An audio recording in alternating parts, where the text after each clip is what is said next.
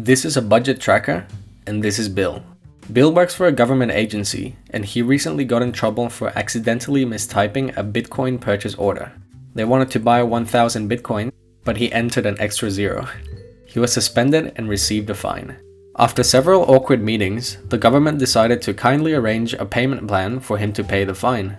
A bit of an unfair situation because the taxes he regularly pays are already funding the government itself. So the government actually works for him. You know what? He should penalize them for not buying enough Bitcoin. What a strange paradox. Anyway, Bill has been using this budget tracker to track his income, expenses, account balances, and of course, unreasonable debts. Today, he bought a couple of fruits from the supermarket and he is about to enter his expenses in the tracker. So Bill opens up the transactions form through this shortcut. He chooses the expense option, then optionally selects the date, then his account, the currency, the amount, a description, and the category. Done. Bill also has multiple bank accounts around the world, and he decides to make a few transfers to pay his debts for this month. He transfers money from his savings to his spending account, then makes an international transfer to his offshore account, and then records his debt repayment. All of these movements are then instantly recorded in Bill's budget tracker, and they're ready to be analyzed. This budget tracker collects the data you enter from Google Forms and provides a wide range of budget analysis tools. The beauty of this tracker is that you can specify which account you're using, such as a savings account or a credit card. It tracks their balances through time and has the capability to transform all entries into your desired currency. The Monthly Analysis tab provides a clear and easy to read snapshot of your current monthly performance against budget. You can see your total income, expenses, savings, breakdown of transfers, and account balances. The cool thing is that if you want to look at the performance of a specific account, you can just select it from this dropdown, optionally change the currency, and it converts everything to your inputs. Want to see how you did last month? Choose the month and the tracker instantly provides the analysis. The bottom tables have a capability to sort your categorized transactions by multiple metrics. These include important indicators like budget and average variation percentages that can also be visualized through the graphs above. To get a clear view of your performance at a wider level, there's a yearly analysis tab where everything is broken down and summarized. All the tables can be sorted, and the drop-down menus on the top include filtering capability by year, account, and currency. If you want a view of multiple years, you can easily select the All option to see everything since you started recording transactions. And then the Dashboard tab puts everything together in an organized view to get historical insights, a monthly snapshot against budget, and the latest account balances. All insights will automatically adapt to your data of choice from the drop-down menus. Finally, the year-on-year analysis section will help you compare income and expenses from multiple years to understand how your performance has evolved over time. It's the perfect tool for every bill to monitor earning and spending behaviors, as it translates raw data into a story. It takes seconds to enter transactions, and the insights we get are extremely valuable. We are all Bill.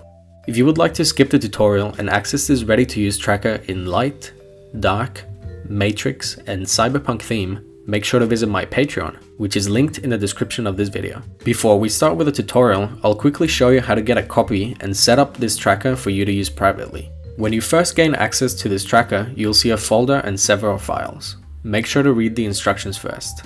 So you want to right-click the Google Sheets tracker and then make a copy. Once a copy is made, you can go to your personal drive and your tracker will be there together with a copy of the transactions form. They are now in your private account. The next step is to open the copy of the transactions form by double-clicking it. The first time you open it, you'll get a pop-up message saying missing file upload folders.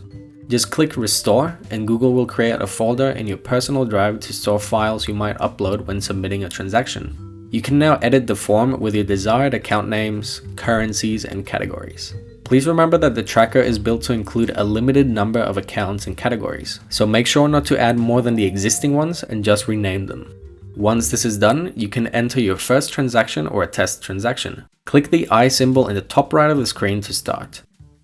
Once you've submitted the first entry, you can close the window and get your private link by clicking send and copying the link. You can save this link in your browser bookmarks, and you can also add it to your phone. To add a shortcut in your phone, simply open the link from your phone's browser, follow the settings options, and add the form to your home screen. You can now go back to your drive, Move the tracker, the form, and the file upload folder anywhere in your account and rename them to whatever you want. The last step for this setup is to check the tracker. Open your personal copy and verify that your first entry is there. Select the dummy rows above and delete them.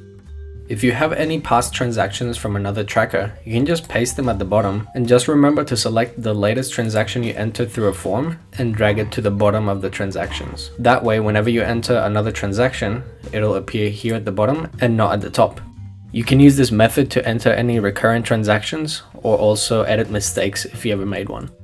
Finally, go to the Setup tab and match the entries you edited in the form. This includes account names, currencies, and categories. You can now enter your starting balances, corresponding account currencies, and your monthly budget. And that is it. You're now set up to use the Planet Finance budget tracker. Now, let's learn how to build this budget tracker from the beginning. Okay, so the first thing we need to set up this tracker is a Google form. So go to Google, search Google Forms, and start a new form. First, we're going to enter the dropdown for the type of transactions. And now we're going to add a new section. And the first one that we're going to set up is the expense transaction. The first question will be the date, and Google will automatically set up the calendar for us. And we are not going to make this one required because this new version of the tracker doesn't really need a date entry. So if you decide to not enter a date, it'll just grab the timestamp. The next question is the account, and we want another dropdown. In this section, you can start entering all the type of accounts that you have. For this tutorial, I would recommend you at least add 15 spaces because a lot of the formulas that I'm going to be providing in the formula sheet include a range that considers the 15 accounts. Once you've set up your tracker from this tutorial, then you can come back to the Google form and just remove the other available spaces. And we're going to make this one required. We're going to add another question. This one here will be the currency. Here you can enter the different types of currencies that you'll be using in your transactions. In this case, you don't really need to enter 15. I think the most important one is just the accounts because there's a range involved in this. For the currencies overall in the whole tracker is just based on dropdown, so you can add more, add less, up to you. And we're going to make this one required. Now the next question is the amount. It'll automatically change it to a short answer. And we're going to make it required plus add a response validation. So we want to add a mistake control here that if you don't enter a number, it'll show you an error. So for example, if you enter 1.00, it'll say it's not valid. It needs to be just numbers. So that way the tracker won't fail. And then we want the item description. The next question would be the category, and we want another dropdown.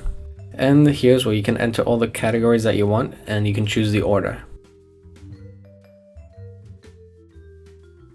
I added 27 categories. Again, I would recommend you also add 27 for the sake of building the tracker following the formulas. Once we're done with the tutorial, you can easily remove a few categories if you want, and it should be easier once the tracker is built. The last section that we want for the expense transaction is just a receipt, and we're going to make it a file upload. Here it tells us what a file upload means. Just click continue. And you can select the specific file types, maximum number of files, and maximum file size. And we're going to make this one optional. And I just need to make the category required as well. Okay, so now we can add a new section. This will be the income transaction. First question is date. Leave it optional.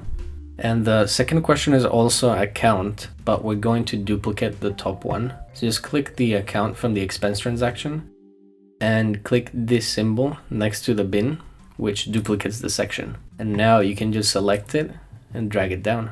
That way you don't have to enter all the accounts again. There you go. We're going to do the same with the currency list. Next is the amount. Same, we're going to add the response validation to is number and make it required. Item description. And the next one is category, and we're not going to really duplicate it because the categories for income will be different. So we're going to add a question and again a drop down, and here you can enter your income categories. Make it required, and item description, make it required as well. And the last section for the income transaction is the file.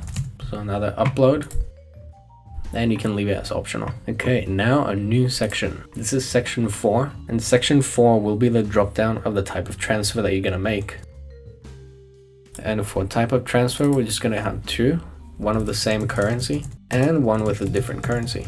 Make it required. And now section number 5 will be the first type of transfer, which is the same currency. So the first thing we want for the same currency transfer is the date. Leave it optional. Then we want the exit account.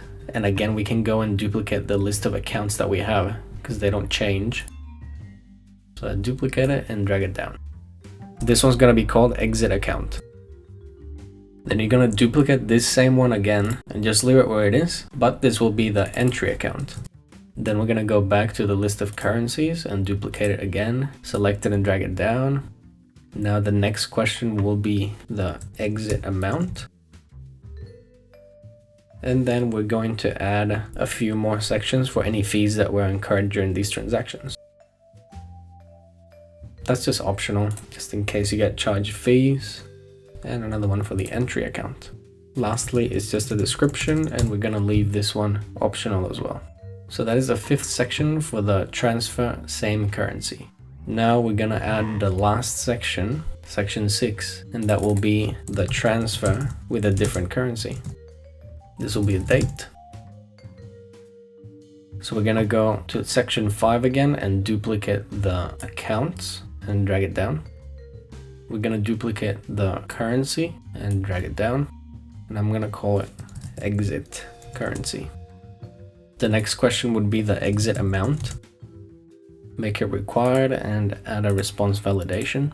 And now the second part is the entry account. So I'm gonna call it 2, and again just duplicate the accounts, then duplicate the currencies, and then we get the entry amount.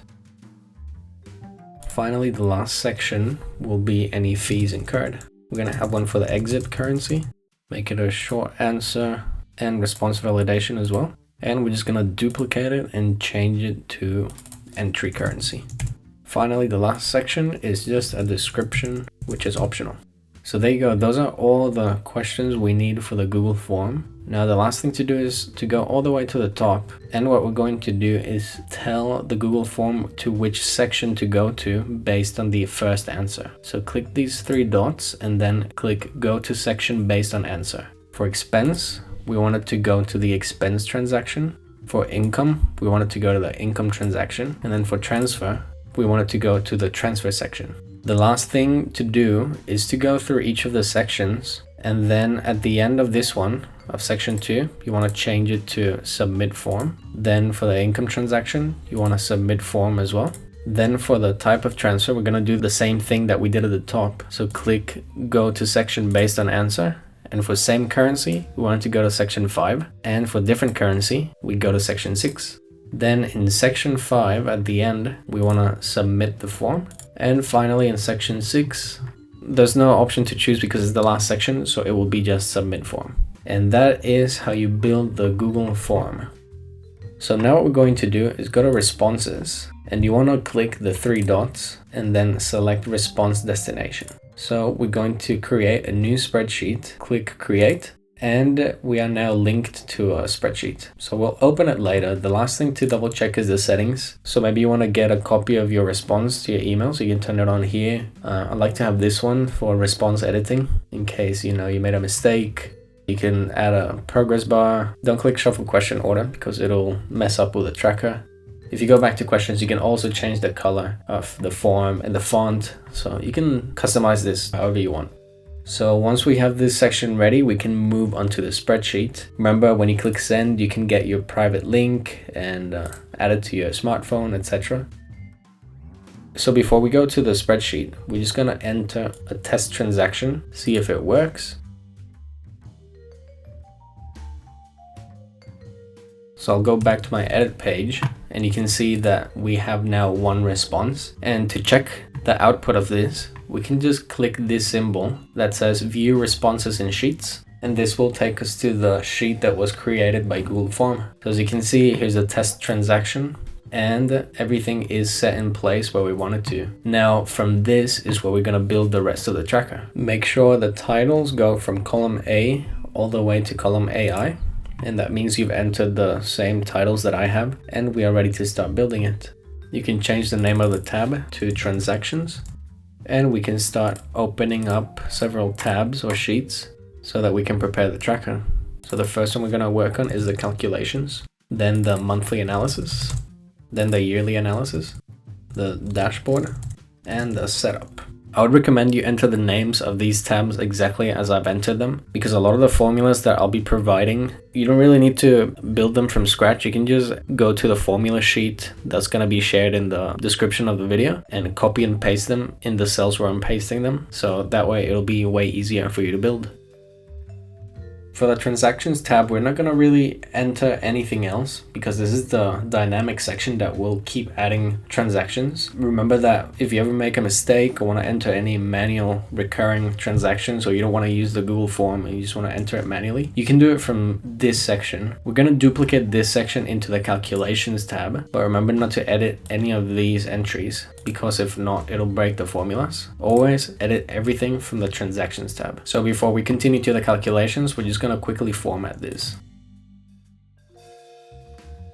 And then what we want is to add some conditional formatting to the transactions that we enter. So first we're going to go all the way to the bottom and we're going to add a few more rows. I'll probably add 2000 rows. And now go to row 2, select column A and B, and then press Shift, Command or Control, and then the down arrow. That takes you all the way to the bottom. And then we're going to go to Format, Conditional Formatting, and we're going to enter a custom formula. So this formula is essentially saying that whenever there's any cell from B2 all the way to the bottom that's not empty, we want it to be colored in gray. So you can copy this formula, click Done. So we're going to select everything from the expenses section, go all the way to the bottom, go to Format, Conditional Formatting, and then paste that same formula. You can then change the color. And as you can see, the whole section for expenses is now red. So we just repeat the same process for income. Same for type. Then for the local currency transfer. And then for the different currency transfer. So as you can see, the whole of row 2 is colored. And even though we only entered an expense, the rest of the sections are colored. And it's just a nice way to separate each of the sections and understand what's the latest transaction you've entered. And that's about it for this section. Don't be bothered changing the format of any of the numbers, like adding currency or decimal places, because whenever a new transaction is added, it essentially adds a new row. It just doesn't paste the data. The only thing that works here is the conditional formatting, or if you're advanced, you could use array formulas to enter calculations here that don't depend on a specific row. But we're not really going to do that, and that's why we're going to duplicate everything in the calculations tab. So go to cell A4 and enter the first formula, which is a query function. We're essentially grabbing all the data from transactions from row 2, and we're selecting everything where column B is not null. And as you can see, we only get one transaction, which is the test one, and we're excluding the titles. You can just select all the titles, copy them, and then paste them in row 2. We're going to enter a few things in row 3 later, so that's why we set it up this way. And then here I'm just going to enter a title. It's a good reminder to remember not to edit this section. So for example, if I were to edit this 5 to 10, it shows me an error because this is grabbing data from transactions and it can't spit out the results because there's another cell that's filled up. So that's why we can't edit anything from here and only from the transaction section. Okay, so we want to go to the right hand side and we're going to enter quite a few columns. You can select several ones and then insert. In total, from column AI, we want to enter 128 rows to the right hand side. It's not a joke. There are quite a few calculations that we're going to be entering in this section, so we're going to need a lot of space for this. We actually need it only until column FG. Okay, so before we start entering all the different calculations in this section that we opened up, we need to set up a few things in each of the tabs that we've created, because the formulas that we're going to be using here, they depend upon these. So we're going to be adding a currency dropdown in the monthly and yearly analysis, as well as the dashboard. And we're also going to set up the list of accounts and currencies and categories, because this is going to be used as well. So we're actually going to start with the setup. So we're gonna write all in B6, and then at the bottom you want to enter the same account names that you entered in the Google form. And then here you can enter your starting balances. I'm just gonna add some random numbers, but you can enter your own existing balances from when you want to start tracking your transactions.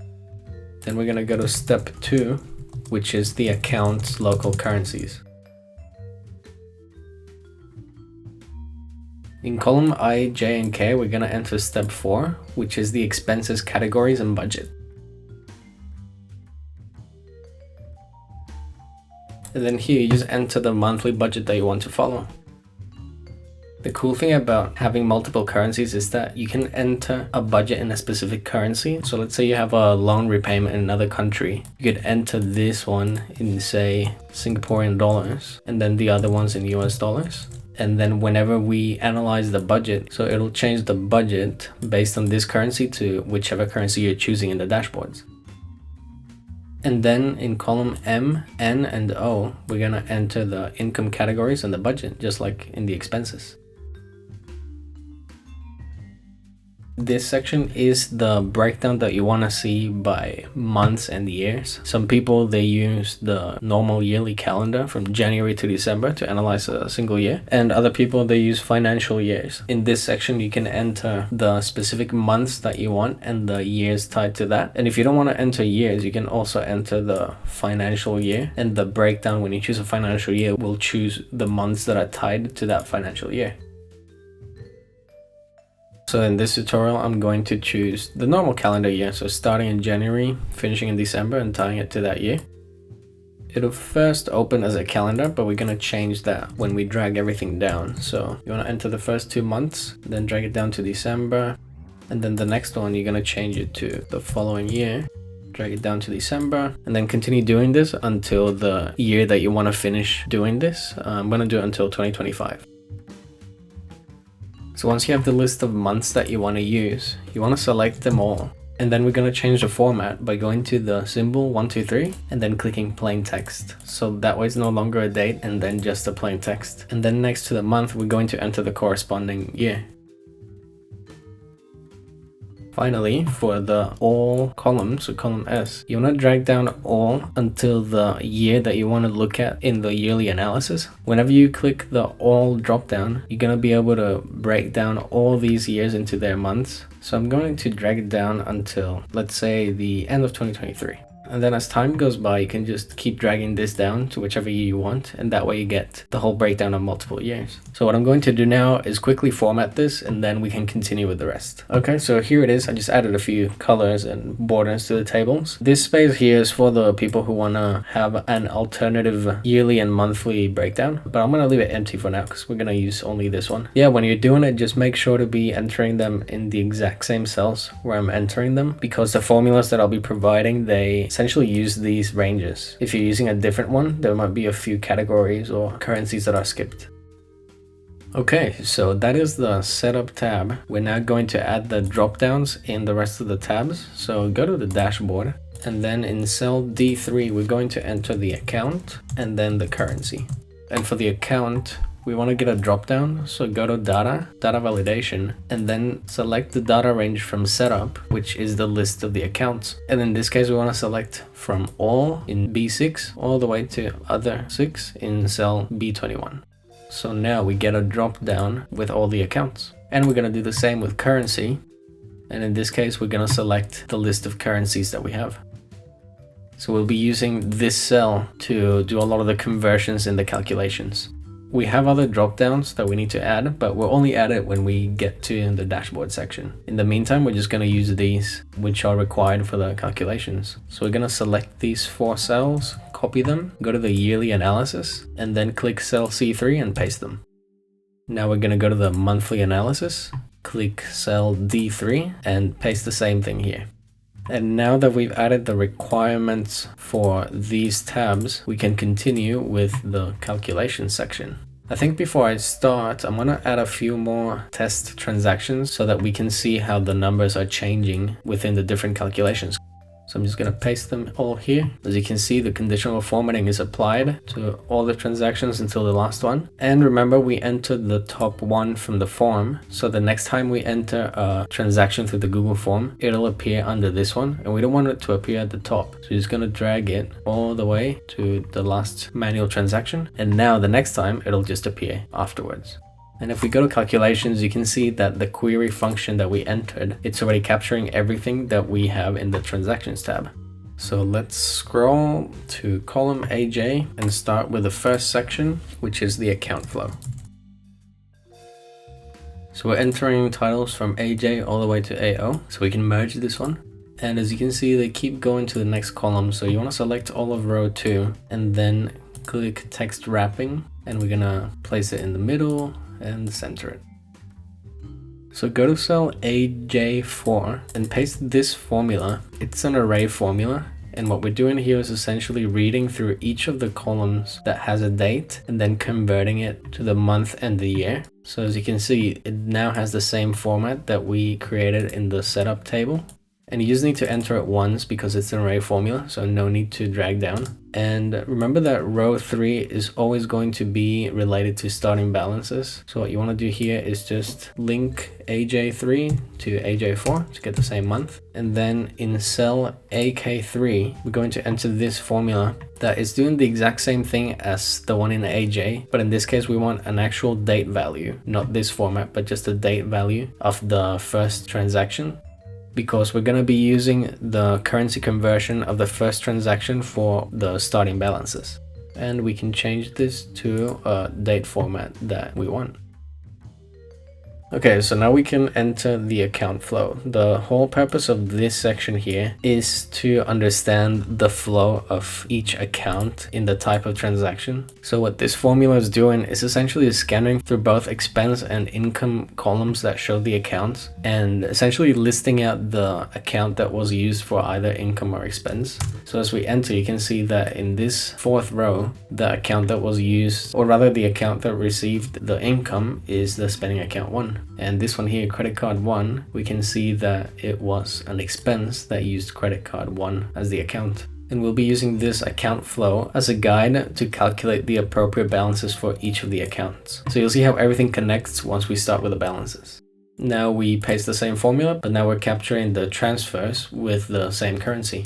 So as you can see here, spending account 1 was used in a transfer of same currency, and it's grabbing the exit one. So right now we're looking at the exit. As we enter the entry one, you can see that here, the flow says that it went from spending account 1 to savings account 1. And that is what we get from the transactions. As you can see, we transferred here $500 from the spending account to the savings account.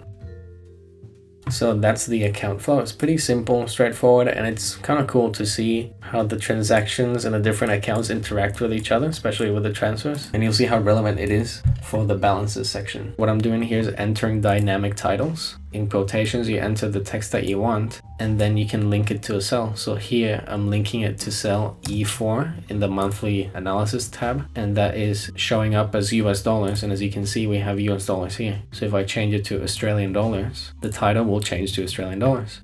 It's a pretty cool way to enter titles. It makes them dynamic if you ever want to analyze and understand what currency it is currently being converted to. If you find it too annoying, you can just enter expenses and that's it. But because we're working with currencies, I think it's important to show which currency you're reading. And we can start entering the first formula for the expenses. And remember, most of the formulas that I'm entering are actually in row 4. We're only using row 3 for a few little details, and it'll be a bit more relevant in the balances section. But for now, just remember to be entering it from row 4 all the way to the bottom. So what we're doing with this formula is essentially a currency conversion. It's all a combination of if statements and Google Finance. So it says if E4, which is the currency in the expenses row, equals E4 in the monthly analysis, which is US dollars, then give us the amount without converting it. If the currencies don't equal to each other, then apply a conversion in Google Finance using the currency of expenses and the currency of the monthly analysis and give us that price. The cool thing is that we're also applying a date to that currency conversion, and that is this cell C4. So it's looking at the date and giving us the currency exchange of that date. And then the second cool thing about that is that, remember that I said that you don't really need to enter a date in the transactions form, mainly to avoid an extra step and also for iPhone users who don't have the calendar option. In this case, if it can't find anything in C4, then it applies the same formula, but then converts the timestamp that we have from when we entered the transaction and then gives us the currency exchange rate of that particular date. So you can enter that and then drag it down. And as you can see, this one is capturing 1,000, which is 1,000 US dollars for rent. So I'll just give you an example. If we go to the monthly analysis and change this to British pounds, you can see that the numbers have been converted now to British pounds. And if you analyze the exchange rate of November the 2nd, 2021, you'll be able to see that 1,000 US dollars back then was equal to 734 pounds. It's obviously higher now, but that's the cool thing about having currency conversions with a date. And now we're going to do the same with all the other type of transactions. So as you can see, I'm using the same type of formula, but now I'm capturing the income section information.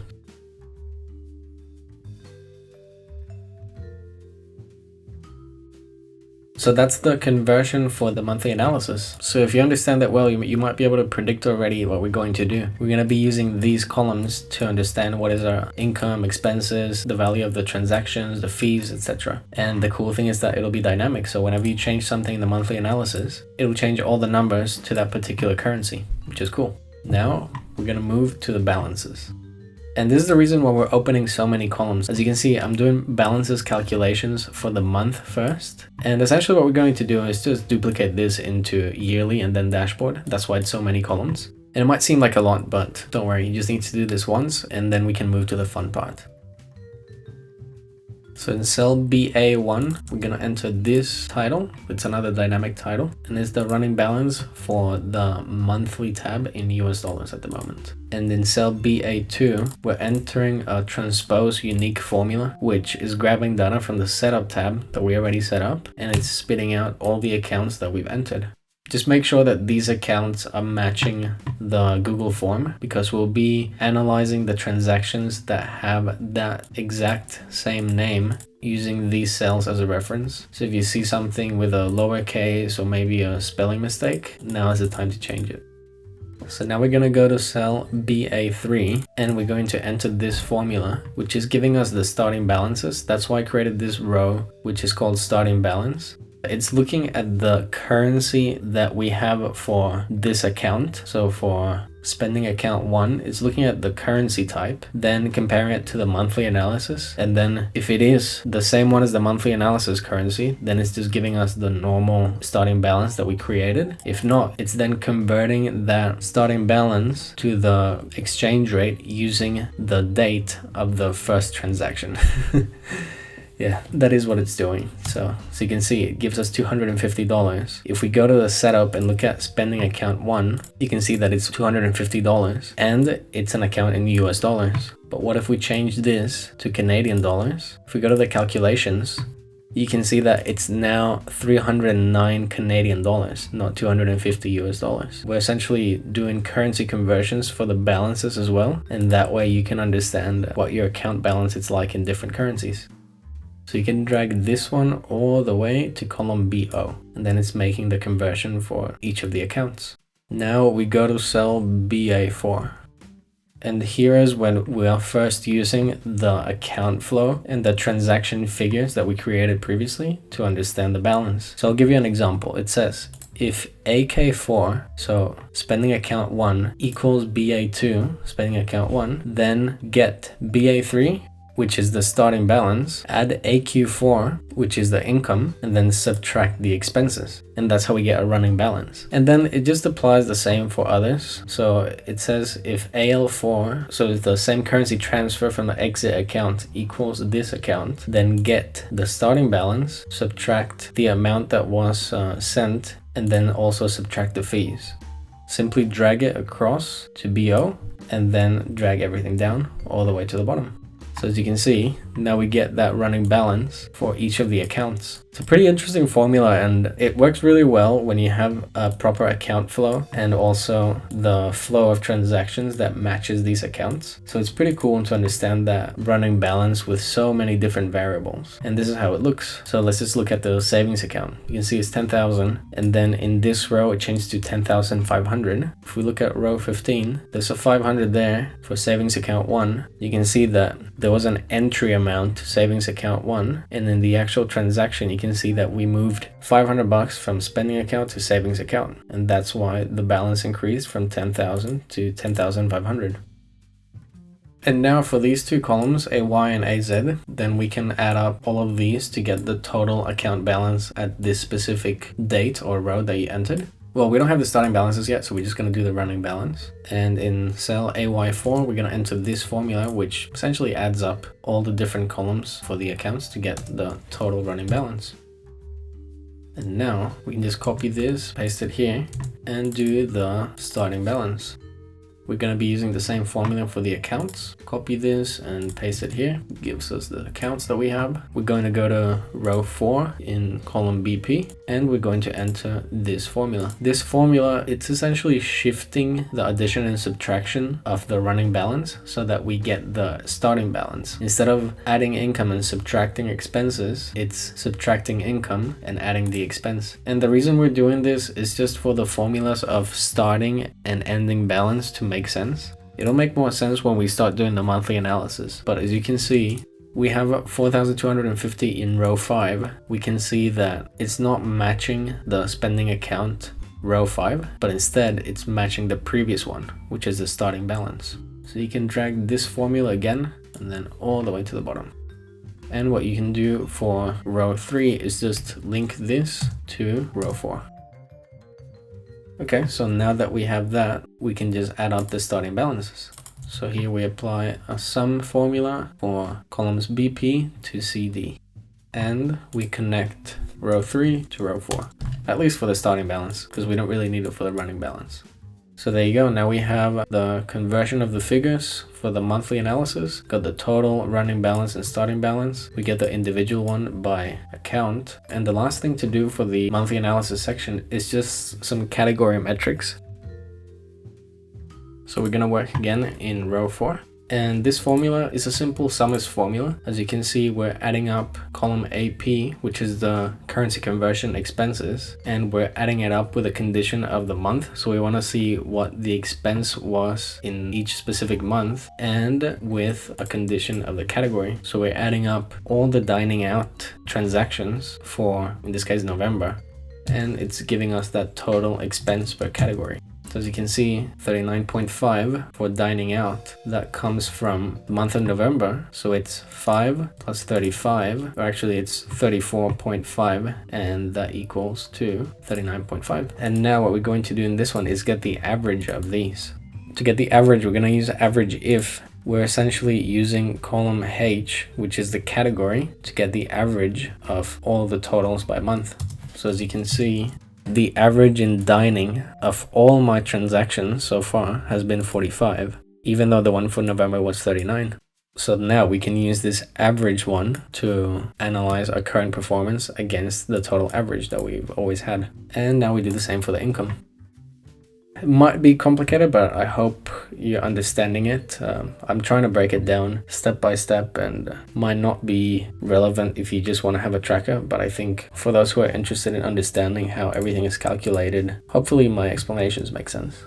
So that's everything for the monthly analysis tab. I'm going to go a little bit quicker now and essentially do the same for the yearly analysis and the dashboard. I will stop and explain when something changes, but as long as you follow the formula sheet chronologically, step by step, and entering the column headers and the formulas, you'll be able to get the same results that I'm getting. So I'm going to start with the yearly conversion. I'm just going to copy the ones from the month and then paste them here. And then enter the same formulas, but as you can see, I'm now linking it to the yearly analysis currency in D4. So if we go to yearly analysis, you can see the currency is now in cell D4. So that's the conversion for the year. Pretty straightforward, same thing as month. And we just copy the headers, paste them on the side, and do the same for the dashboard. I just realized I pasted the same titles from the month to the year. So as you can see, it's still connecting the cell to the monthly analysis. So if you don't want to get confused and the titles are too difficult, just make sure to change this to the cell of the yearly analysis. And again, we change the column header formulas for dashboard to the dashboard cell with the currency.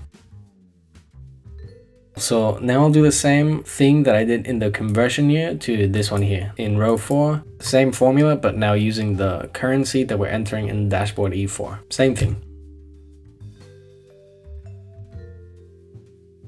Now we're gonna do the running balances. We actually don't need to do running balances for the yearly tab because, as you might remember from the demo, we don't really ever show balances here. We just show the actual expenses and income and fees and transfers. So that's why we're not really even entering them in the calculations. So this section here, the running and starting balances for the month, we're gonna do the same, but for the dashboard here. I'm just gonna copy the formula for the accounts and paste it here. So here we go, starting balance, same thing as for monthly. So we can drag this one horizontally. And here we're using the same syntax, but now we're changing the cells to the conversion amounts that we have for the dashboard. And we can drag this across and then down. We now do the same for the starting balances. And we link row 4 to row 3. Now we just add them up to get the totals. And you can just confirm if you're entering the right formulas when the starting balance is always the same as the running balance from the row above. And we just link this one. Okay, and now we can move on to the final sections, which is the transactions for current balances. This one gave me a bit of a headache, but the reason why we're creating this table is because for all these exchange rates that we're applying, they all have different dates. So these running balances, they're affected by the currency exchange, obviously. And then what we want with this table here is just to get the value of it today. So we're gonna apply the same conversion, but instead of adding the condition of date, we're just gonna exchange it to the latest currency exchange. So whenever you look at your current balance in any currency, is going to tell you what the value of everything is in that currency today.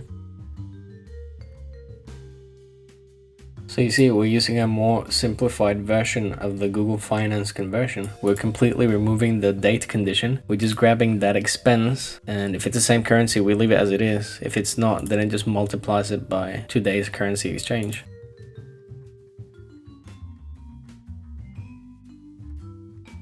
So we're gonna get the list of accounts, paste them here. And for the total balance, we're using the same formula, but just removing the date condition. So you can drag this one across. And then this one's the same. We're using the current balances, converting it to today's price, using the same calculations. And we can drag horizontally and then down. Now we can add up all the rows and get the total current balances. Whew, okay, wow. Remember I told you we needed space until column FG? Well, we have one left, and that is just the graph date.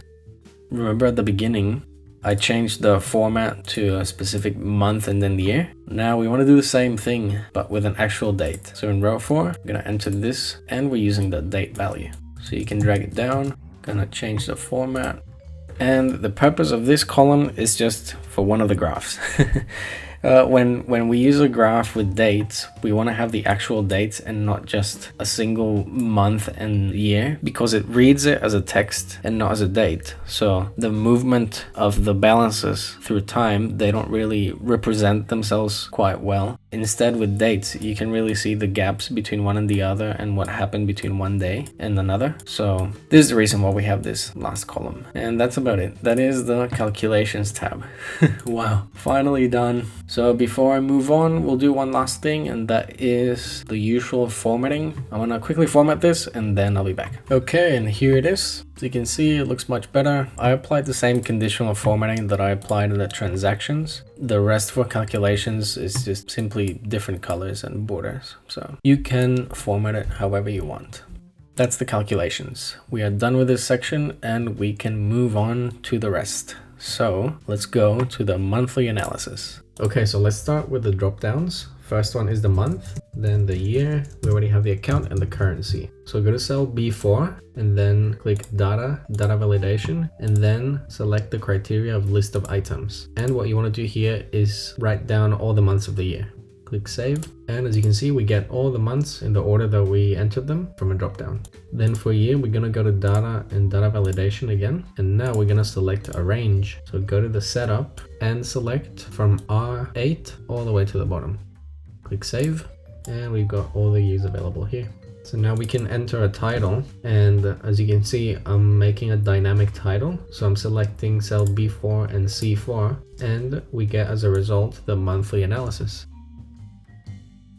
And that means that whenever we change the month, the title changes as well. So select cell G3 and H3, merge them, and we're entering a dynamic title here as well, selecting the month and the year. In this case, I'm using left and right function to make the title smaller. Before we start entering the income, expenses, and savings data, we're gonna scroll down to row 78, and we're going to enter the transactions. What we're gonna do here is essentially select transactions from the calculations tab based on the filters that we have on top. So we're gonna start off by entering all the column headers, and we're gonna use the same ones that we used in the calculations. So we'll go to calculations and select from column A all the way to column AX. So we're gonna use those same headers and just paste them here like this. And we're gonna wrap them, put them in the middle, and center them.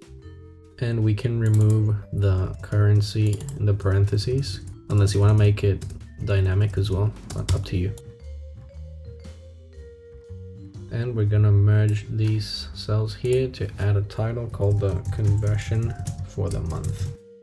Same for the account flow. And now in cell B81, we're going to enter this formula here. So we're using the query function. We're essentially selecting the calculations range from A3 to AX. So that includes all these column headers here. And we're selecting everything where column AJ is not null, and column AJ contains the month and the year. And as you can see, column AJ here is the month. So we're essentially combining the two entries from here, changing their format to the format in column AJ. So that's why we're using left and right again. And then it gives us out all the information that we require. And as you can see, it's been filtered by the month of October 2022 because we selected October 2022. Okay, so now that we have the required data available, we're going to start creating the tables that go here. Something to note is that these tables will be able to be sorted by certain dropdowns that we're going to add here. And for this, we actually need to make a copy of this same table here, or not a copy, but rather the original. So what you want to do is go to column V and select cell V29, and we're going to merge it all the way to AE. And we're going to enter this title, getting the month, the year, and the income. Okay, so for categories, we're gonna use an if statement and a combination of unique and query functions to get the categories that we have for that specific month. So as you can see, we're selecting B81 to AR. So that's all the data that we entered previously. And we are selecting column P, which is the category where it's not empty. And that is when cell D4 is all. So when we select all the accounts, we just wanna get all the categories available for income. when we select a specific account, we're going to select the same column P, but we're adding a where condition, and it's saying where column L, so the account, equals to D4, which is the account. And that's the way of making it dynamic to be able to analyze a specific account and their income, or all of your accounts combined. As you can see, we currently have no income for October, but if I changed it to September, I believe we should have some income. Yep, there it is, salary. So as you can see, now it shows us the salary category. So I'm going to leave it with September so that we can see how the figures are updated accordingly. Okay, so how to get the budget? This is how you do it. It's a pretty long formula, but it's really cool. It essentially gives us the budget based on the currency that we chose, and it's getting it from the setup sheet. So we're going to drag this all the way to cell 42, and we're going to have the total line here in row 43. To get the actuals, we're just doing a sum ifs in column AR, which is the converted currency, and the condition that we're adding is simply the income category, which is salary. So you can drag this one down as well. The variation percentage is essentially the difference divided by the budget. It's just a percentage change to see that performance between actuals and budget. As you might remember, we created about 4 columns to get the average, and we're just doing an index match to get the specific average for salary throughout all your transactions.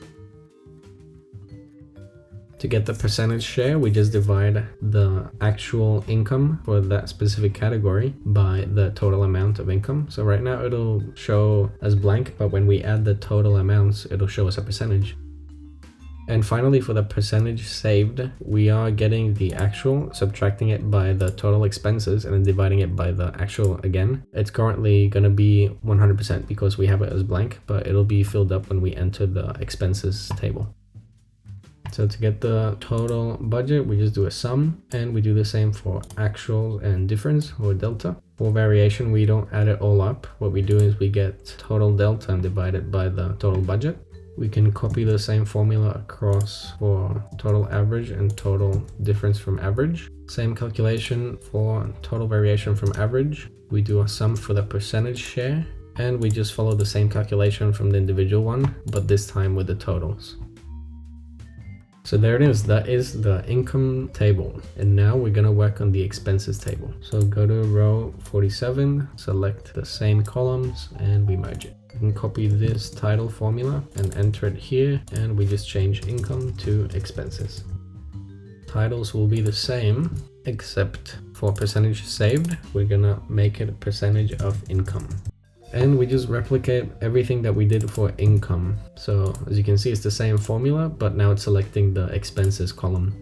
And we're gonna have the total row in row 76.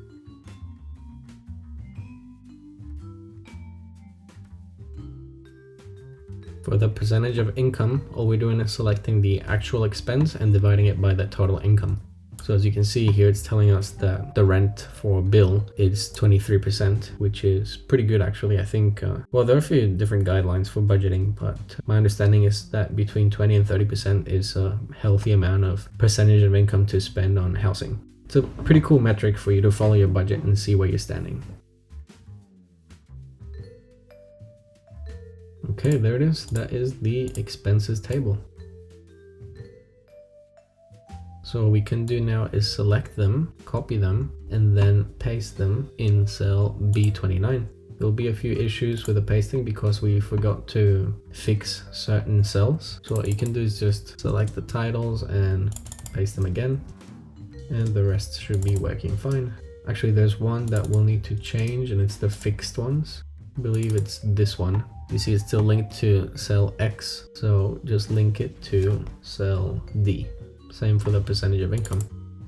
There are going to be a few formulas that we used here. What you want to do is just select all of them and click the delete or backspace key, because we're going to enter a different formula for this section. So go to cell B31 and enter the following formula. So as you can see, we're selecting V31 to A42, so that's the income table. We're selecting everything where column V is not null, and we're going to order it by the column that we choose.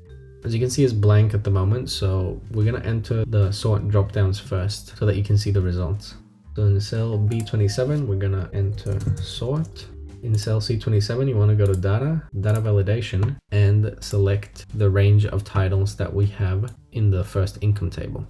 So now we can choose what to sort the income by. I'm just going to choose actual. And as you can see, as soon as I chose it, the formula that we entered appeared. And I'm just going to finish it up by selecting cell E27, data, data validation. And in list of items, you want to enter ASC, DESC. So ascending or descending. So check it out, this formula is pretty cool. We're using quite a few formulas here. Array, substitute, address, max, if, and column. When you select this section here, the result says X descending. So what this is doing is looking at row 30 from W to AE, and based on what we chose in cell C27, so actual, it's telling us the column letter where actual sits, and then we add to the query function whether we want it descending or ascending. And we can merge this one. And you just want to copy this and paste it in row 45 for the expenses. We're going to change the data validation of income, and we're going to select the ones for expenses. So we're going to enter the same formula, but now selecting the expenses original table, and it'll probably be a bit more clear with this one here. So we have the expenses, and they're being sorted by actual in descending order, from largest to lowest. And if I change this to ascending, shows me the lowest one first. And we can just do it with different ones. Let's say it's budget, showing us the lowest budget to the highest budget. So it's a pretty dynamic way to play around with your numbers and understand what's your highest or lowest metric. Okay, so that's income and expenses. Now we're gonna work on the transfers. So go to cell K7 and enter the title for the transfers table. We're gonna merge it from K all the way to O. So to get the account, we are using an if statement. So if D4 is all, then we want to get the unique set of accounts that you have. If not, then select the account that you chose in the dropdown. So right now we have all selected, so it's showing us all the accounts. And we're going to make the total row in row 24. To get the fees, what we're doing is using the transactions from below. So as you can see, we're adding up AS, which is the same currency transfer. Then AV, which is a different currency transfer. This is for out transfers. And then we're adding the exit fees and the exit fees for the different currency. Same for the incoming transactions. I decided to include the fees for this one because it's good to see the total amount that you've received or sent. And separately, we're including the fees out here, just to understand the fees that we paid out as well. So the summers for the fees is easier. We're just adding the fees for outward transactions in same currency and different currency. And now we just add up all the amounts.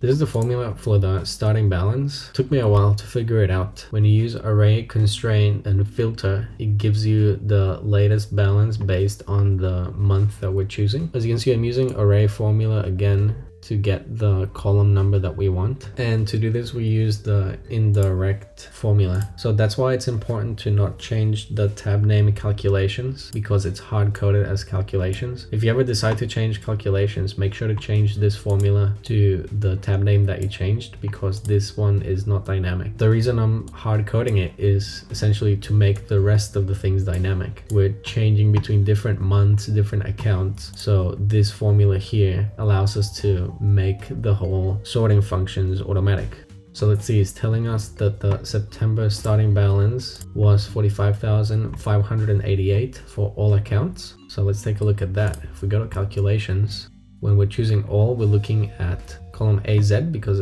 this one adds up all the starting balances here. And if we go to the beginning of September, so that's this row here, you can see that the starting balance is 45,588, and there it is. To get the ending balance, we just add and subtract the different account movements that happened. So we're getting the starting balance, we're adding up income, we're subtracting the total expenses, we're then subtracting the exit transfers and adding the incoming transfers. And now we can work on the missing tables. So we're going to merge these three titles. And I wanted to make it large and easy to read. So we're going to merge all of these from B8 to C10. And what you can do, just copy this and paste it in expenses and in savings. So the total income, we're linking it to actual total income, total expenses down to actual total expenses, and savings is income minus expenses.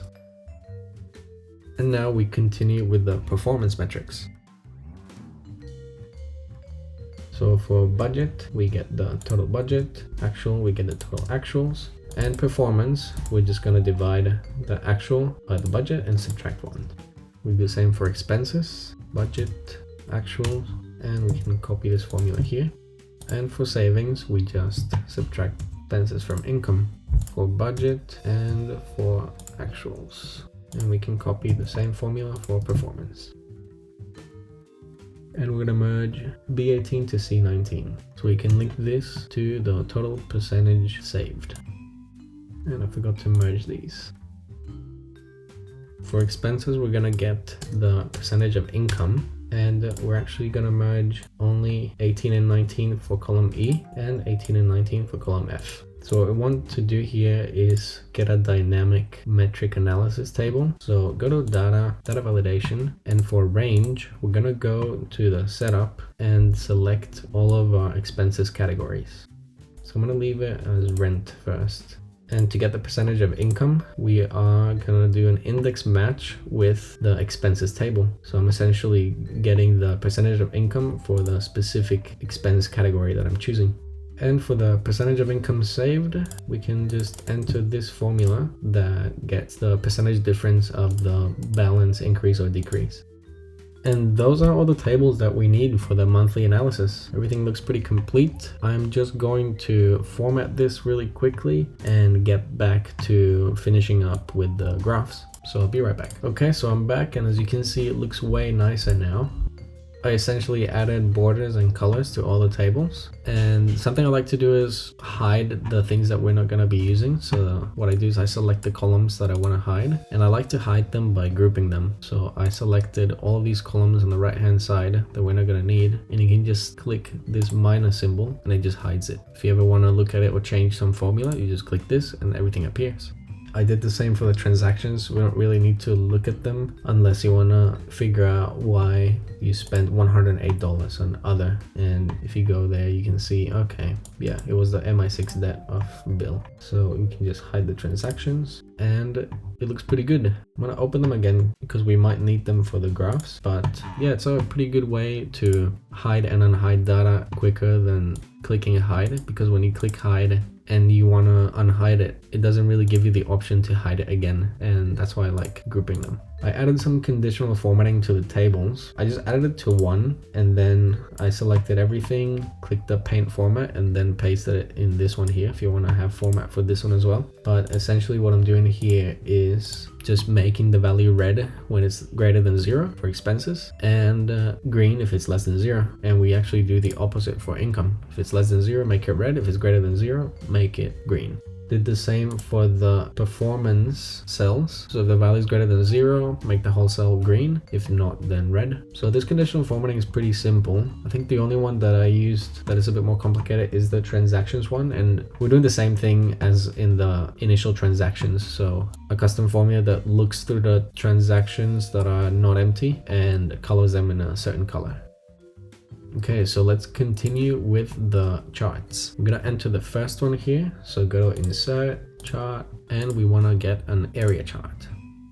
For the data range, we're actually going to go to calculations and select column FF, which is the last column. This one is the graph date. So select it from FF4 all the way to the bottom. And then the other range that we want is column AY, which gives us the running balance.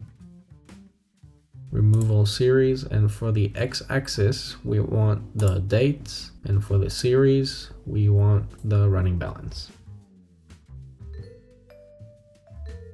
Leave the column empty, so if I remove this, click OK, it shows us all the running balance from inception to current date. Okay, so the second graph, the income chart. So go to insert, chart, and we want a column chart. For the data range, I'm going to select from B30 to D42. So you want actual and budget. category is in the x-axis, and for the series we want the budget and the actuals.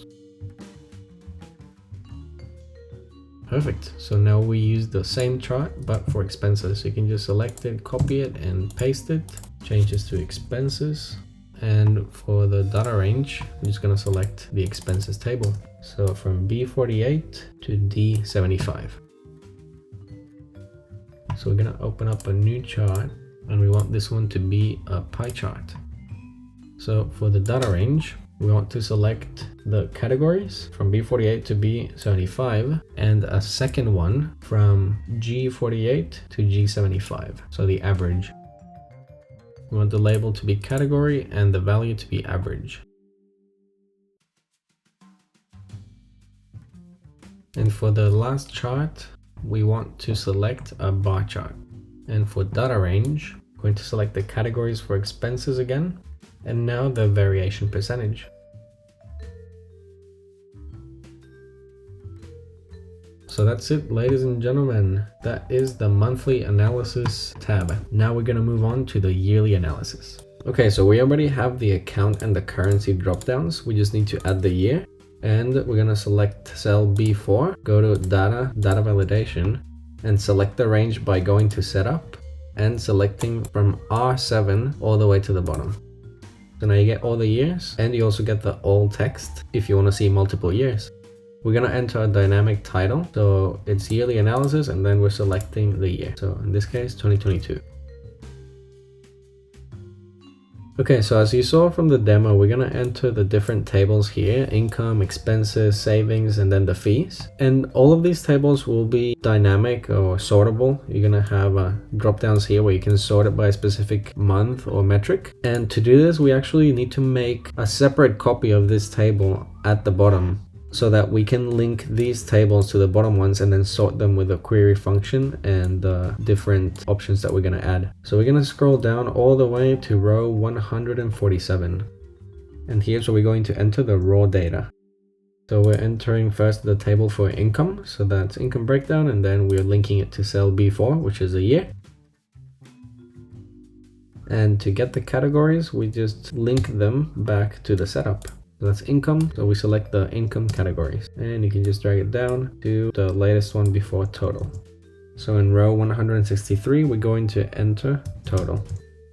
Then we're going to go to cell G150 and paste the following formula. So it's an if statement with a combination of transpose and query functions. So if we go back to setup, you can see here that we're going to get the months from column Q. If it's all, it's going to select the month and year that have all next to it. So in this case, until December of 2023. And if it's an actual year, it'll just scan through column R and choose the month that's linked to the specific year that we have in cell B4. As you can see, we've just selected 2022, so it's showing me all the months linked to 2022, but when I change it to all, it shows me all the months instead, until December 2023. Now we're going to extract the data. So go to G151 and enter the following formula. This formula, again, is an if statement. So if it's all, it does a certain calculation. And if it's a year, it does another calculation. We're essentially scanning through the calculations at the specific columns that are linked to the yearly analysis currency, which is CJ. So everything is converted to the currency that you choose here, and also the account. So it's just a sum if statement. And as you can see, we got data for January. And as you drag all the way to the right-hand side and then to the bottom to row 162, all the numbers are populated. So currently for the data that we pasted, it's income for every month until September of 2022. So for total, we just do a sum, and you can just drag it down all the way to even the total. For average, we're going to get the average of row 151, so the one connected to salary at the moment. We're only going to get that average when row 163, so the total, is greater than 0. So it's a good way to exclude the zeros and only find the average for when there is data available. And currently it's all empty because we haven't added the totals, but when I finish this, we'll add the totals and you'll see how it populates. We get the percentage share by dividing the specific total for the category with the total amount. And then for the percentage saved, we are comparing it to the expenses. So as you can see, I've linked it to cell C194. Once we enter the expenses table, you'll see how the percentage saved is calculated. And now to fill up the information, we're going to get the totals. And as you can see, it's just a sum for that specific month. And as you can see, as soon as I entered it, all the other figures filled up. We're just going to drag it to the right hand side. And now it's getting the totals. That is the income breakdown. And now we're going to do the expenses breakdown. So you can copy these here, paste them in row 165, just change it to expenses. And this one's going to be percentage of income. Again, we linked to the setup categories for the expenses and drag it down all the way to 193. We use the exact same formula to get the months. And similarly, we use the combination of sum ifs, but now linking to the columns with the expenses. We're going to do the total row first this time. And now the totals by category. So it's just a simple sum. Same with the average. And for the percentage of income, we just divide the first total by the total income. So pretty cool metrics to look at. And if we add total plus total, that equals to 100. So now we can copy this one, go to row 196 and paste it to get the savings breakdown. There's not going to be a category. Percentage share will be empty. And this one will be, again, percentage saved. You can just copy the same formula for the months and paste it here. And to get the savings, we just do income minus expenses. Same for percentage saved. We are getting the total savings and dividing them by the total income. Now we can move on to the transfer breakdowns. So again, copy this one. We go to row 200, paste it, and these will be the transfer breakdown. Here we're going to actually enter the specific one. So we get the months, and for categories, we want to link it to the accounts that we have actually. All the way to row 216. So to get the transfers, we're actually going to use a similar function, but it's combining two things. It's getting the transfers from both same and different currencies, as well as the fees. So we've got CK, CL, CN, and CP. If we go to calculations, so as you can see, we're using CK, CL, CN, and CP. So all of those have to do with exit transfer.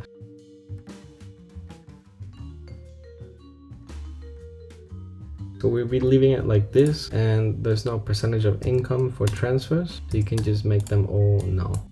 And that's the first transfer breakdown for exit. So now you can just copy it, paste it in row 219, and do it for the entry. We link it again to the accounts. And now we enter the formula that's capturing the entry columns.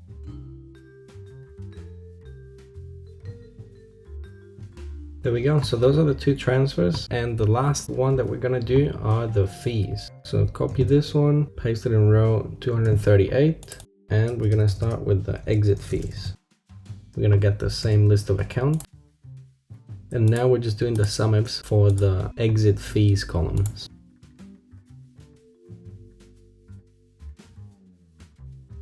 For the fees, we do want an extra metric, which is the percentage of exit amounts. So what we're doing here is dividing the total fees that we received for a certain account by the total amount that was exited. So that way you can see your fee percentage.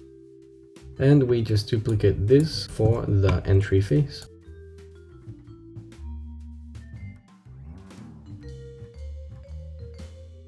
And we just change this one to percentage of entry. So as you can see, we're just dividing the total fee, but this time by the entry.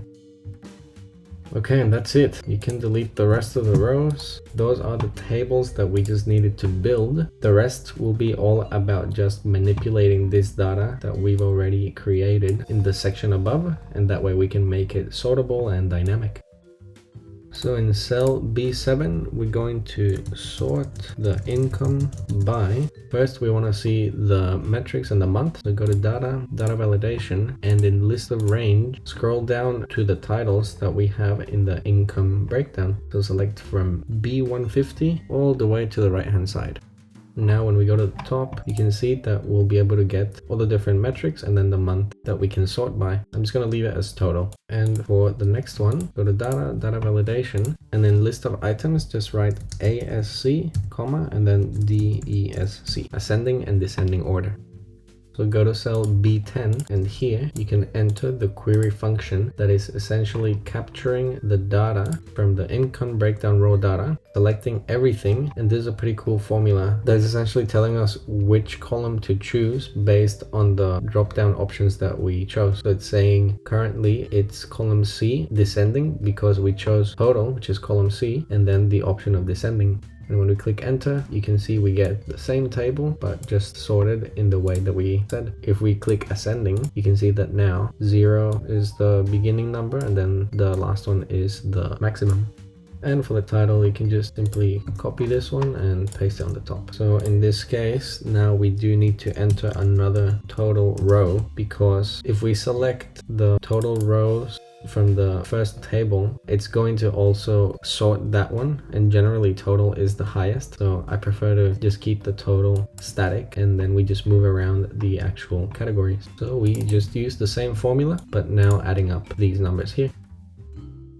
And for the total percentage saved, we are still getting that total and dividing it by the total expenses that we're going to enter later on.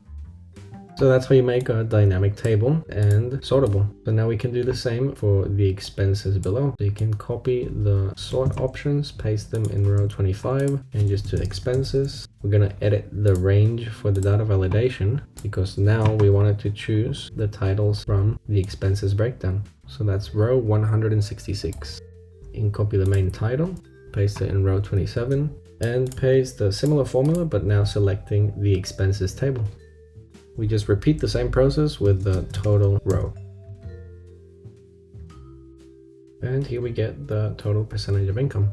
Now for the savings breakdown, we can't really sort it because it's literally just a single row. So what we're going to do is go to cell B59 and just write a simple query function. We just select all the data that we have from the savings, and it just shows everything for us. And now we can just copy the main title in row 58, and nothing else to do for that one. Just leave it as it is. So now we can just copy the sorting options again and paste them in row 62. Now we want to sort the exit transfers. So again, change the range. Going to select row 201. This one stays the same. And in cell B65, we just enter the same query function, but now selecting all the exit transfers, and it shows us the same data, but sorted. And again, we do the total row. Okay, now we repeat the process for the entries. So this is row 220. It's a very repetitive process, but I think it's super useful if you really want to analyze your numbers at a granular level and sort it to understand what are the top transfers, top expenses, etc. I think it's worth it. Okay, now in row 104, we are going to sort the exit fees.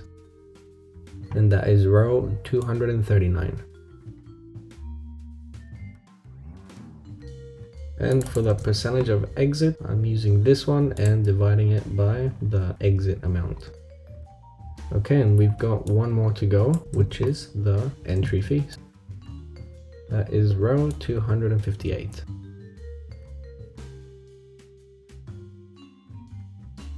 Okay, and there it is. Those are the sortable tables on the top, and then in this section is the raw data. So what I like to do is just select from row 148 all the way to the bottom. You can right click, view more row actions, and group all these rows. because we don't really need them as we start using the tracker. You can just hide it. They still work, the sortable ones, still connected to them at the bottom, but you don't really need to see a repetition of everything. So now this is your final output. I'm just gonna quickly format it and come back to explain the formatting that I did. Okay, and here it is. Everything has been formatted. And as you can see, everything's repeated here. We can just hide it. That's the raw data. I'll explain what I did.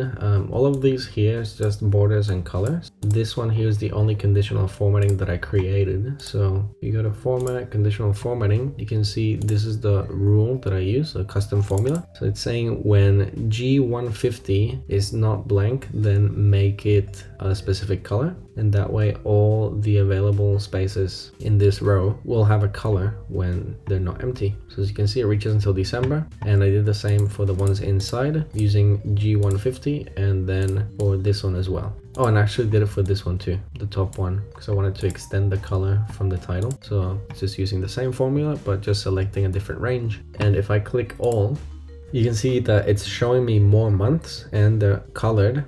And once it stops showing me months, then it's blank. So it's a pretty dynamic way to color dynamic tables. And I just repeated the same process for all the tables. So as you can see, in this case, the custom formula is selecting G166. And I do the same for this one, and this one. So G166, which is the month, it'll always show something at least in the first one. I did add a different conditional formatting for the savings. So if the value is less than 0, make it red. If it's greater than 0, make it green. And then the same custom formula, but now selecting G197. And it's the same for the transfers and their fees. So that's the yearly analysis table. Super useful, dynamic. Everything changes when you choose different accounts and currencies. So pretty useful. And I actually got this idea from the community. One of the subscribers sent me a message and said, hey, why don't you sort the tables in the yearly analysis from the old tracker? And I was like, oh yeah, that's a great idea. Okay, so I know it's been a long one, but we're almost done. We're just missing the dashboard. So let's continue with that one.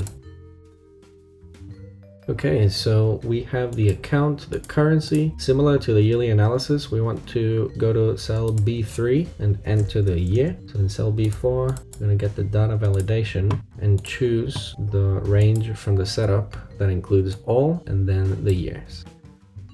H3 we get the month, and in I3 the year. So for month in cell H4 we get the data validation from the list of items. So same thing as the monthly analysis, you just enter all the months of the year in order, separated by commas and no spaces.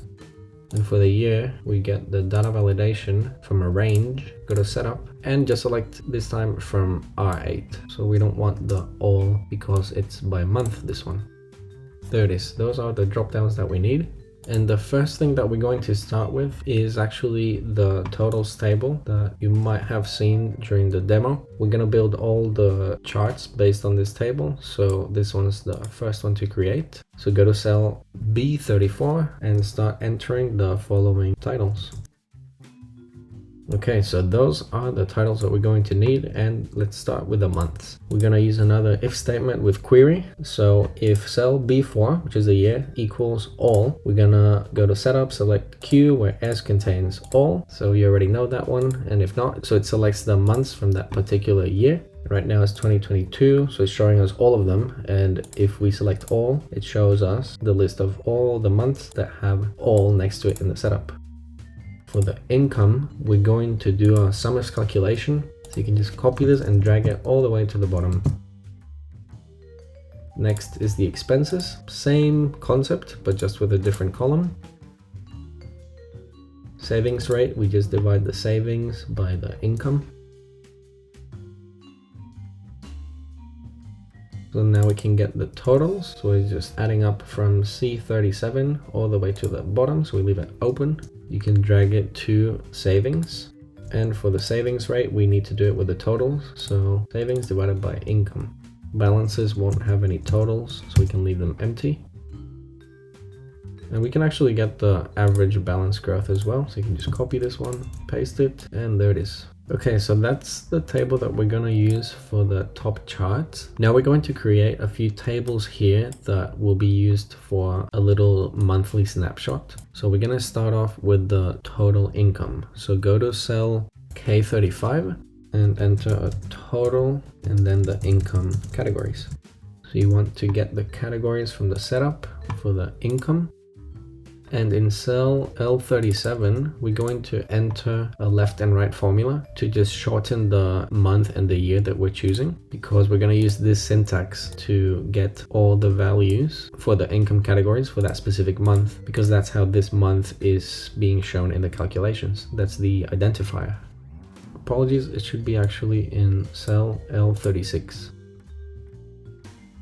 There it is. You can see that the formulas are working. And the total, it actually goes on top. Then we go to cell K50 and do the same, but now for the expenses. Finally, the last table here at the bottom, it's going to be the expense budget categories. So we can just link them again to these ones. They're going to be the exact same ones. But now instead of getting the actual expense, we just want to get the budget that we have for each of these categories. And for that, we get an index match formula, well, several ones. And then it has a condition of whether it's in the local currency or in one that needs a conversion. And as you can see, we get the budget for that category. And the cool thing about this formula is that it's using a date value for the specific month that you choose here. So that means that the budget, if you have it in a separate currency, it essentially converts that budget to the currency exchange rate of that particular month, or at least the first of that month. So those are the tables for the monthly snapshot that goes here.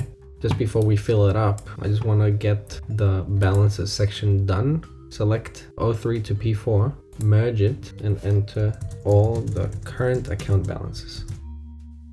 This table here is super important because it's gonna break down all the accounts that we have, and it's going to give us the latest balance available with the latest currency conversion. So that way, if you have multiple accounts in different countries or different currencies, you can look at them with the same currency. So the addition of everything will equal to a singular currency for consistency purposes. And also it'll just be the most recent one. So it represents the actual value of your accounts.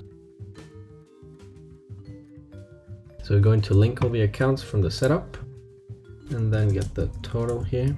This is a similar function that we got for the balances down here, but now we're actually using the last section that we created in the calculations. Remember, I explained that in that section, we're just converting everything with the latest exchange rate. So this is the reason why we're getting it for this specific table. This one, actually, we're gonna move it to column Q. We're going to merge this one, and we just want to merge all of these so that they have space in two columns. We want to just verify that this makes sense. So for the all account balances, we just enter a similar formula, which gives us the latest account balance. So in this one, we're getting it individually. In this one, it's getting all of them. But also if you choose an account here, as you can see, this one changes to the specific account that you chose, and then you can verify it with the one here. Just extra information for you to verify things. And lastly, in row 27, we're just going to get the total transfers and fees. So you can just enter this title, total transfers for the particular month that you chose. We're just going to go and finish up the year-on-year analysis section first. And in cell N36, we want to get the year, and we can just copy this one here. So you can paste it in N36 and then again in Q36. So you get the list of years that you can compare. And now we just need the tables. I'm gonna create them starting in row 59. So we want the budget summary for this specific year first, 2021. We're also going to enter dynamic titles in the tables so that the graph shows them as well. So we want the graph to show which year we're also looking at. So that's why I'm selecting the first year for the income. Same for the expenses, and then savings you can just leave as it is. So with the query function, we can get the months for that particular year. And we're going to create a cell here on the right hand side to get the month without the year, because we're going to be comparing two different years. We just want the graph to show the name of the month without the actual year. So what we do is use left and len to remove the year from the list of months. So now we just use the classic sum-ifs calculation to get the particular income for the month. Same for the expenses. And then we get the savings by getting the difference. We get the totals. And totals won't really be used in the graph, but this is a cool table to also look at if you want to quickly check the performance by month for a specific year. Same with savings, that's why I put the savings there. We're not going to use it in the graphs, but it's an interesting way to understand the performance. And technically you can make a graph for savings if you want to, but I'm just going to show how to make it for income and expense comparison. So now we just duplicate what we did here for the next year. So in row 75, you enter another dynamic title, now selecting the second option. And again, dynamic titles in the table, selecting the second year. Query function getting the months, but with the other year. So now it's 2022. And we follow the same process for the month, income and expenses and savings.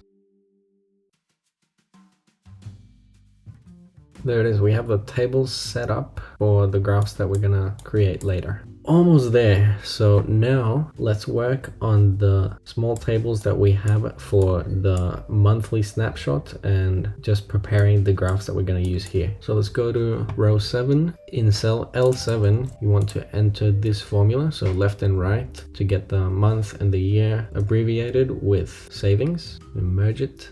And then we can select from L8 to M10 and merge everything. You can just copy this one. And this one's going to be savings rate. This one's the expense budget. This one is the month left for spending. And this one is the expense percentage of budget. Now we want the income and expense. So go to cell I12 and we're going to enter this dynamic title again. So it's the month and then the income. You can just copy it and paste it in I25, but now with the expenses.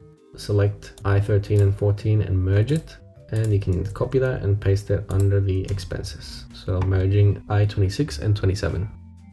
So now we can just start linking. So we want the income for this specific month. We go to cell L35 and that gives us the total income. Expenses, we go to the expenses in L50. How do we get the savings? We just subtract them. Savings rate is savings divided by income. Expense budget, we link it to our total expense budget down here in cell L80. To get the amount that we have left for spending, we're just subtracting the budget minus the expenses. And to get the expense percentage of budget, we just get the expenses and divide it by the budget. Now it's time to format everything and quickly finalize this long tutorial with the charts, and then we're good to go. We can start using it and tracking our budget. So I'm gonna format it and I'll be right back. Okay, I'm back and here it is. I've formatted everything, the usual formatting that I do. So borders, colors in the tables, pretty simple. It's just the red and green, the classic red and green. So if the value is less than 0, make it red. And for these, green or red, depending on the value. And that's about it. Everything else is just a fixed format. I made these almost transparent because we don't really want to see them. And the formatting for this one is that if it's less than 0, you make the background red. So that's it. Okay, let's do the graphs now. We're going to start with the income and expenses. So go to insert, chart, and we want to choose a column chart, and the data range is going to be from B36 all the way to the bottom. So you can just leave this one open. And straight away it gives us a nice little column chart with the income and the expenses next to each other.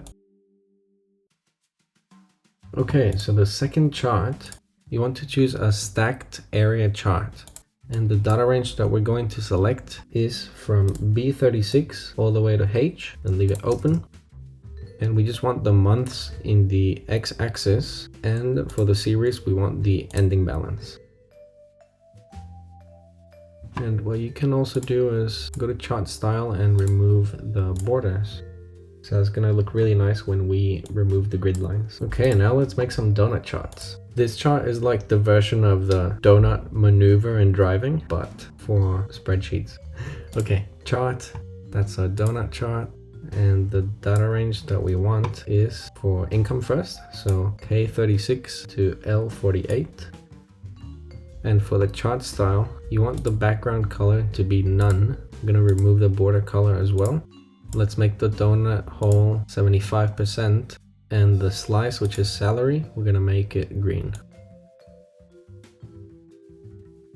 And the legend wasn't appearing, but I just clicked labeled and now it's there. That's a good way to see it. And what you can do is copy this chart, paste it at the bottom, and now we're gonna change the data range to get the expenses.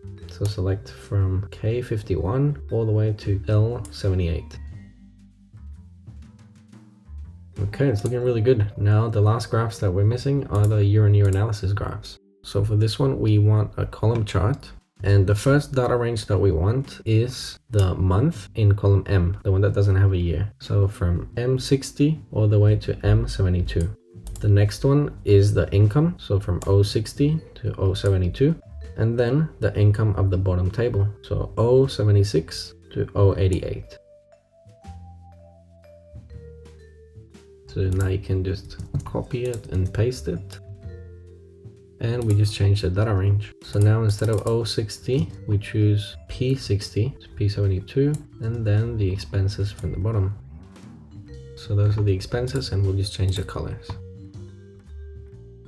Now we can just remove the grid lines, and it looks way better now.